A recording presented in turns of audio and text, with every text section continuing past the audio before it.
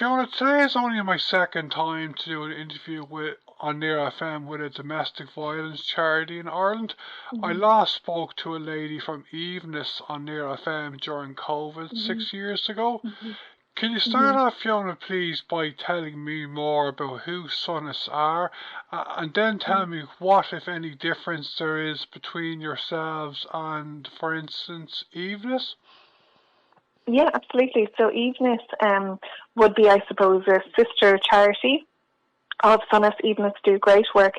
So Sonas is the largest provider of domestic violence services in Ireland.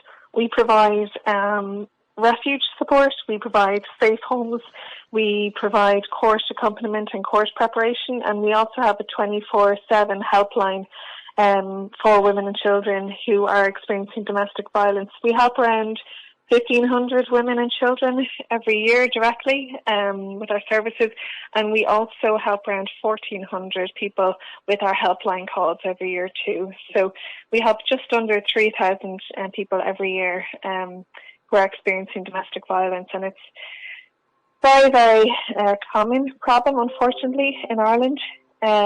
But one of the things that we are looking to do is, I suppose, to advocate for women's rights and children's rights and try to raise awareness of domestic violence and the difficulties that can occur once domestic violence sets in any household. Okay, I have a strong interest in the area of public health policy in Ireland for the last 10 years, in particular in Mm-hmm. some areas like alcohol policy and legal drug policy. Would it be Mm-hmm. accurate to say, Fiona, that men and boys, and some women and girls, being intoxicated from illegal drugs and legal drugs Mm-hmm. like alcohol make up a large amount of the kind of story in the instances of domestic violence in Ireland? Mm-hmm. Yes, it would, but just to caveat it up, it goes without saying everyone who takes drugs or not everyone who consumes alcohol becomes violent. Having said that, the instances of domestic violence, there is a strong correlation between someone consuming alcohol or someone consuming drugs and then subsequently becoming very violent. So there is a correlation there. The causation is not there from our perspective because one doesn't necessarily cause the other. But having said that, there is a correlation and a higher instance of domestic violence or indeed violence generally once alcohol or illegal drugs have been consumed. And as regards your work in general, for is your organisation for women and girls only, or do you deal with men as well? We do deal with men as well, so around 98% of our calls come from women, but we do deal with men as well. We do have a safe home unit that has been used in the past for men. So we don't just deal with women. However, that being said, the vast majority of our clients are women and children. But we do have that facility and the capability and the capacity to support men as well, because men do also experience domestic violence. Around 1 in 10 domestic violence instances in Ireland are experienced by men.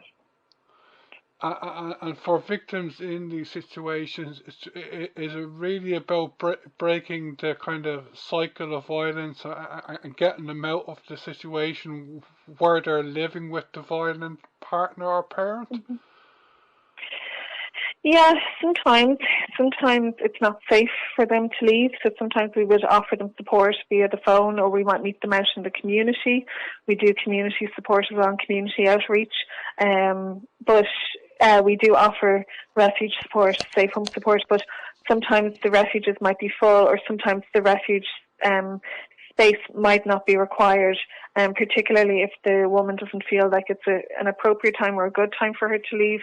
Actually, oftentimes when people do leave domestic violence situations, the time that they leave is the most dangerous time in their history of domestic violence. It can be certainly a heightened risk for women and children when they do decide ultimately to leave.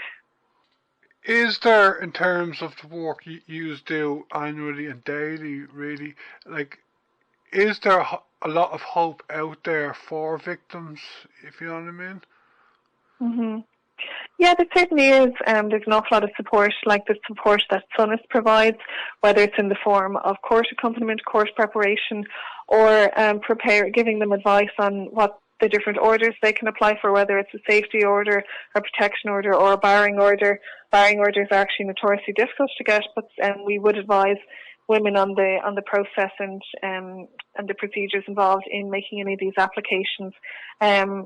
So oftentimes people who need support, it can be in the form of, in a community, they might need to sit down with someone, have a cup of coffee with them, and then have a plan put in place for them to eventually leave, or for them to apply for a domestic violence order, whether it's a protection order, a safety order, or a barring order. So the support that we offer comes in many different shapes and sizes. Okay, we'll move on to the main reason I got in touch with you for this interview today, although it is very interesting hearing what you're saying there, talking about your organisation in general. I got your press release today about the manosphere a few hours ago. Can you tell me more about this kind of topic, in your opinion, in Sonas, Fiona? Yeah, absolutely. So we believe firmly that misogynistic influencer content is normalising the hatred of women and shaping even children's behaviour in Ireland. The so-called manosphere is increasingly showing up in our frontline domestic violence services. And oftentimes actually children, even children of the victims of domestic violence, can echo language and behaviours that would often be associated with misogynistic influencers such as Andrew Tate.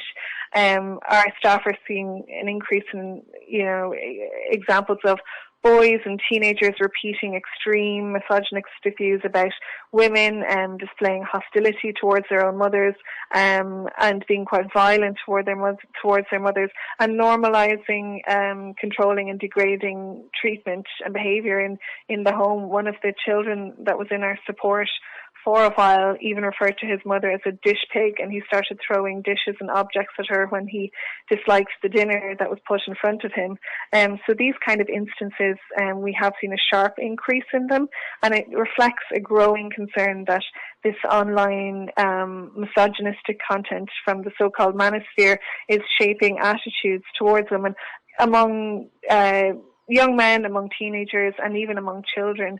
And violence breeds violence, and disrespect breeds disrespect. And when children grow up in homes that are affected by domestic abuse, they are already vulnerable to normalising this type of harmful behaviour. But when these messages are reinforced online by misogynistic influencers that will glamorise the patriarchy and glamorise poor treatment of women, and these influencers that tell boys that women are inferior, they're manipulative, they're deserving of contempt, the consequences can really be devastating, not only for the woman, but actually the entire family unit, including the siblings who are witnessing this behaviour. And we are seeing this, the signs of children echoing language, attitudes, and ideas that are strikingly similar to content that's popularized by figures associated with the manosphere, including Andrew Tate and his brother, and that is really, really concerning.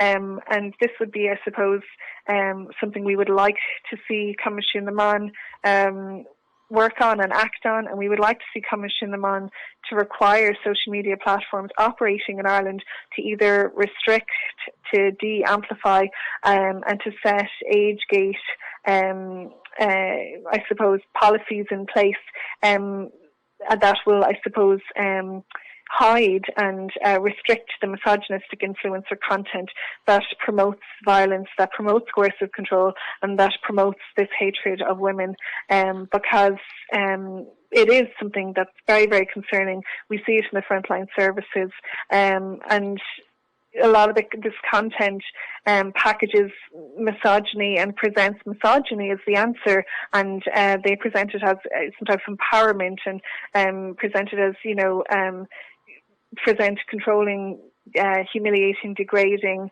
or violence towards women as normal male behaviour, and they glamorise ultimate dominance from men and ultimate submission from women. And for children and teenagers, particularly those who are already exposed to violence in the home, these messages can be normalised, and that is very, very worrying.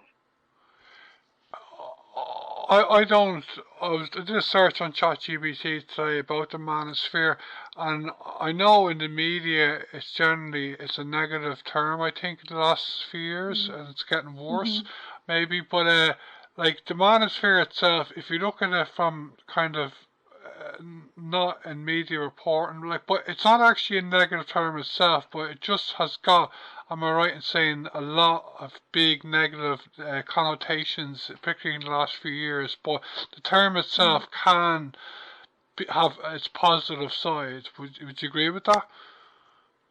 Well, I think anything that champions men in a healthy environment can be good, but I think the issue with the manosphere community online is that it hasn't become it's become an extremely toxic environment online. So it probably originated in a good, in a positive light, but I think it certainly has been dominated and taken over by people who have very harmful views and very harmful messaging to young men, and that has an impact because younger men can be a little bit more impressionable, but when they see these I suppose people who promote communities like the incel community or promote communities like the so-called manosphere online, they are extremely wealthy. So from a young perspective, that is very glamorized. They might see people who have, a lot of women on their arms, or they might have extremely luxurious lifestyle, or a very, very affluent and appealing house or car.